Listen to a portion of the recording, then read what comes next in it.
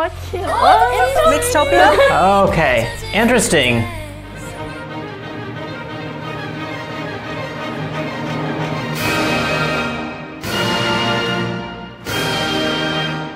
Well, you guys are reacting to the girl group NMIXX, and this is their official title track off of their 2024 FE304 break album. Okay. You guys know what FE304 is? March 2004? Sorry. Do you remember your chemistry days? Oh. Yeah, he was a big bio guy. Iron oxide, right? Yeah! I'm him. Fun fact. He's so smart. You're so smart. Oh my god. I had to look this up. I didn't remember it at all. Iron oxide, aka black iron oxide, which is a chemical compound that occurs in nature as the mineral magnetite. Magnetite? Yeah, no, magnetite.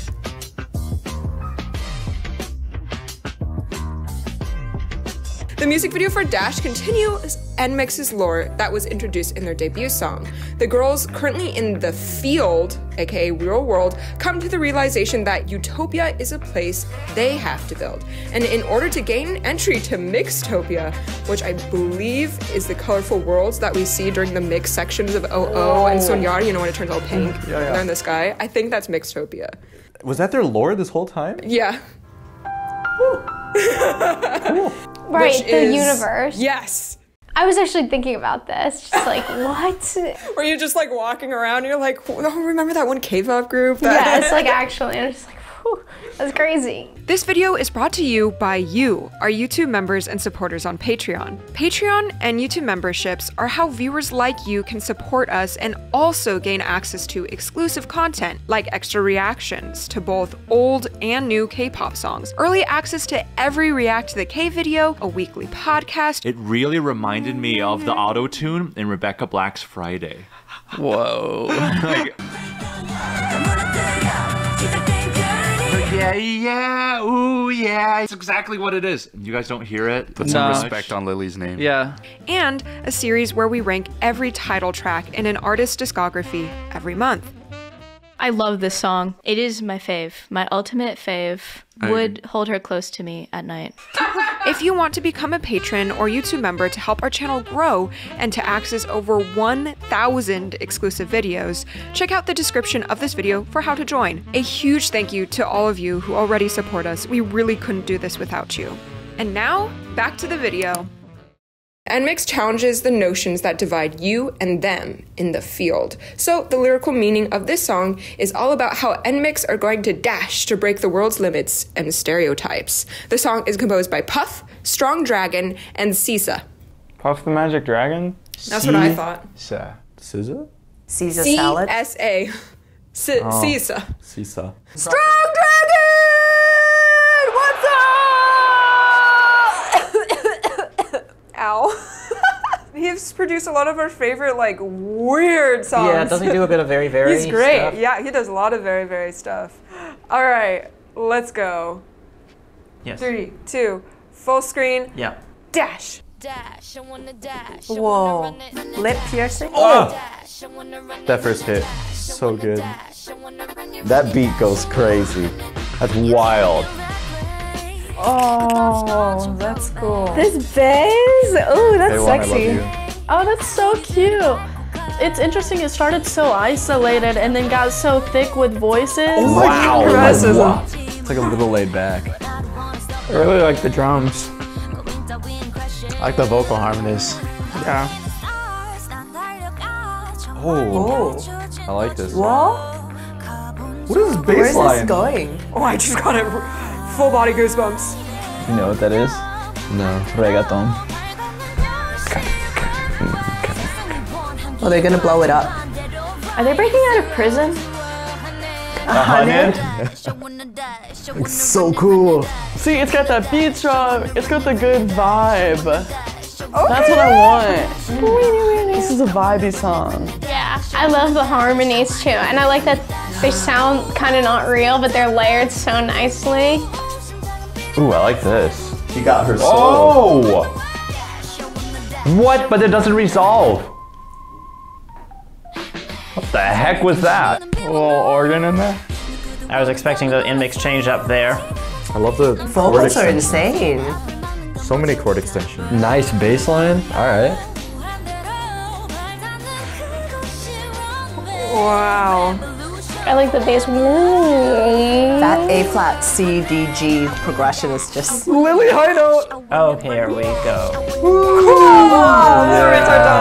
Cool. That was really crazy.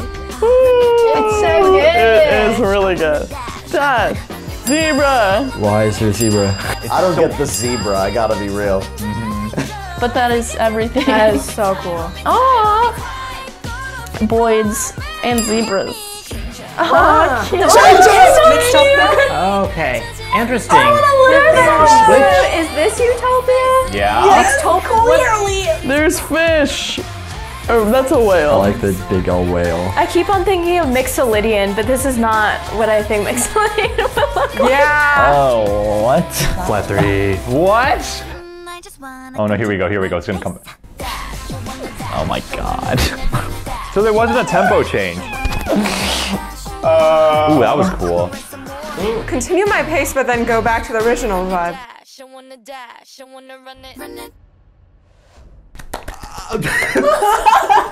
oh my god. What? That was so good. That's my new favorite NMIXX song. Whoa. These transitions are crazy. That's the end of the song? Hey, you bastards. They just go from the full band to just the voice. And that's happened like 4 times. Every single time, I'm totally in. Again, I think music's all transitions. I mean, doesn't matter what genre. I think my favorite jazz usually has really good transitions. Classical music as well.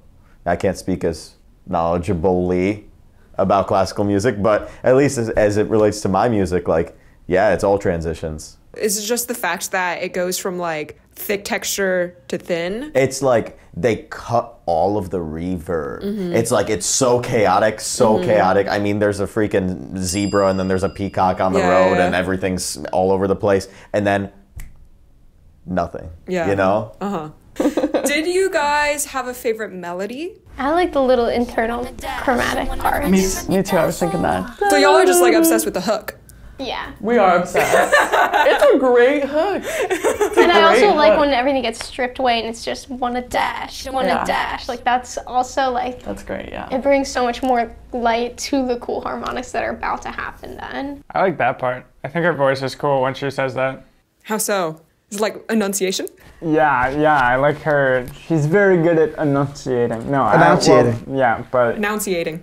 I like that it just kind of drops to her. I like how it started like that too. It's very like kind of in your face. Punchy. They're gonna dash. Yeah, they're about to dash. They're gonna run. They're gonna dash. So why is like it's so hypnotizing to listen to that rhythm over and over and over? The dash, I wanted to. It comes in on the 4th 16th note, but I'm pretty sure they say dash on that 4th 16th note. So it kind of makes it feel like it's there, but then you realize, oh no, the next 16th note is actually where it is. So it kind of creates that little like layering thing almost. And I feel like that's personally why I found it interesting. Dash, I wanna dash, I wanna run it. Dash, I wanna dash, I wanna run it. Dash, I wanna dash, I wanna run it, dash.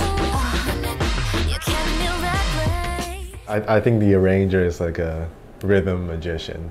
Yeah, right? it's like magic. The beginning, like it feels like it's 3/4, but it's actually just 4/4. Why do you feel like it's 3/4? Because it's like a very, very common thing in 3/4. 1 2 3 1 2 3 like that. Yeah, because like this like rhythm feels very, very 3/4. Yeah. But yet it's in like 3/4 3/4 and then 2/4, so it combines, it becomes 4/4. And then what do you guys think of like the verse, like kit beat? It kind of reminds me almost of like West Coast like stuff. Yeah, I think it's tempo. I think it's probably tempo is what I felt, but also maybe actually how they were playing it. I don't know. Let's listen to it again. I think the thing that gives it the laid back feeling is the hi-hat. Yeah. Because if you just listen to the bass drum and the snare drum, it's pretty in time, but the hi-hat just feels really like like really laid back. At least that's how I would describe it. Yeah. No, I felt the same way. I don't know. I think it's just good musicians. You can't name it like, oh, the rhythm that this is played on, but it's just like the because everything they play is just like normal. True. Yeah. I think it's just good musicians with like good feel. Yeah, good amazing feel and amazing time. Oh, cursing. Oh my. That's when you know it's good. Yeah, do you want to tell us about why that bass is so groovy from the verses? I feel like I explain it every time. I'm like super. We never get tired of it. It's so in the pocket.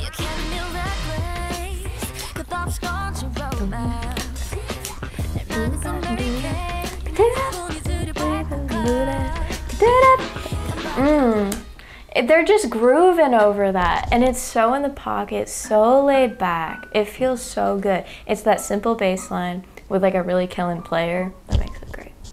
I think it's cool because when they do the chromaticism thing, they do like a little flat. They're going from it's going from the minor 3, and so it's already like ooh, and then it's like ooh, double ooh, because we're also chromatic. I like that a lot. Yeah, the half step. Yeah. Harmonized too. Yeah. At 31, that song's so freaking good. She kind of sings in cursive a little bit. Yeah, I know, but it sounds so good. I know, I love singing in cursive. It's totally different timbre of voice that I didn't expect. It sounds like very bright, a lot brighter and like pure sounding, so cool contrast. Actually, I do like that progression. The flat 2 is fun, that I think is in there, and also just like bringing in, like going from the flat 6 major 7 to the major, I guess just the major minor 7, because you still have the.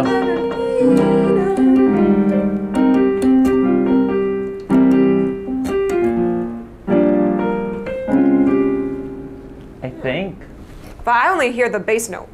I don't even hear the inner. I might just be getting them from the top line. Oh, okay, okay. From the vocal harmonies. Yeah, that's interesting how you can have just like one instrument do one note, like a totally different synth instrument hold out another note, and then depending on what the vocal is singing, you can fill in a chord that way through the different voices. Yeah. And that's why even though there are no like harmony chords happening in any instrument, combined, they create chord, which is a huge contrast from the pre-chorus to the verses and the chorus, where there's only the electric bass. Also, there's this thing, a minute and 49 seconds in, that I thought you would notice. It was like a little like tempo thing. Oh, I did notice I called him out. He said he heard it, but he just didn't. He didn't react. I just didn't care. Really? How could you It not was so care? cool. No, it was cool. I just didn't like it. It didn't really add to the song for you. Yeah, it didn't surprise me too much because there was already like so much happening that I was like. It empathizes the dash on that one because it's like, you know, like. Yeah, it slows down and then it's like. And then they dash. And then they dash. What do you call that? Is it like, I forgot what you call it. It's like word painting. This is kind of like text painting in my opinion. Because right before she does it, she says that we go 0 to 100, and then they like slow down and then immediately get back to the tempo they were at. That's how I would describe it. I think it works for what's going on. Almost. I think maybe if I wasn't watching the YouTube video, maybe I wouldn't agree with that. Yeah. But also, I'm watching the video and reading the lyrics. Mm-hmm. I'm not a fan of jump cuts in songs. I don't think they generally work very well. I think they don't work at all in this song whenever they do them. It would have been so cool if they went, dash, I wanna dash, I wanna run it, dash, Instead I wanna dash. of immediately jumping back. They just go, dash, I wanna dash, I wanna run it, dash, I wanna dash. Like, I don't know. Yeah, the fact that, Like, yeah, they're going to 0 to 100. Fair enough. But I with think, no in between. yeah, it's like, yeah. Maybe that's the point. It's just so weird. It's just kind it of was abrasive. the point, but it just doesn't, it doesn't itch the brain for everyone, Exactly. It does not itch for me. And maybe it does for someone else, and that's totally fine. And then Kevin. It's. You seem to start really positive and then go downhill for the rest of the song. From here. What I'll say is, if you remove the first third of the song and just play the second third, it would be a great intro to an album. Huh. There's like a few stylistic changes, Uh-huh. a few, dare I say, half-baked ideas, especially that I think this middle section is like their least developed one. The mix. Yeah, the mix change up. It starts off where like, you know, you really are trying to find your footing on where this new world is. You've heard, to people who are into these like transition type songs, you know, they've heard this type of sound before.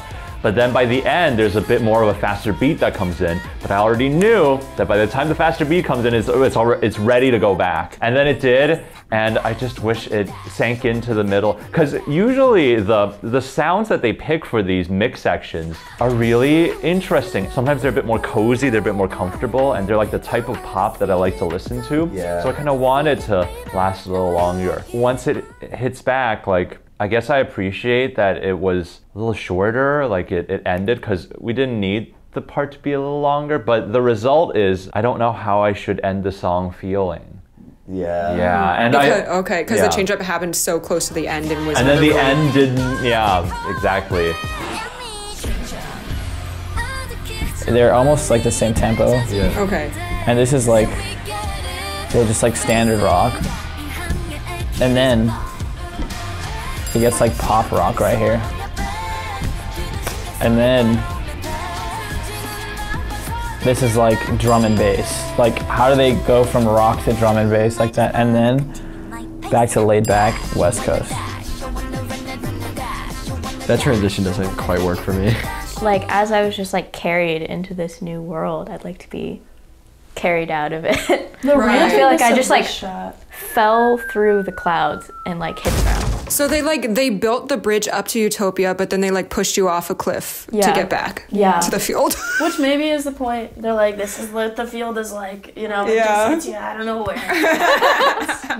But I kind of just was like, I just like, by the time I could possibly have like got on the train, it was already over. Yeah. Which at least it was short. If it was really long, like I can live with that being like a refrain of the song, but I could have lived without it, maybe. I know that it's chaotic, but like I kind of like that. I think collage. Yeah, you know, like it keeps it exciting. Like I'm in it for the whole thing, and it's not a long song. It's like 2 minutes 40 seconds. Like that's a short song, and I was in the whole time. If it was sitting there, especially you said like there were some simple chords happening. Like if that was playing over and over again, I would have gotten bored. But I wasn't bored because it was short, you know. What I like about this album so far, at least with Soñar and Dash, is the different placements for the change up. They're keeping it. Yeah, because Soñar, I think, was the more second verse. Yeah, more like the normal, like the in-mix standard. This was more like the, if SM's gonna go some wild place, it's normally in the bridge.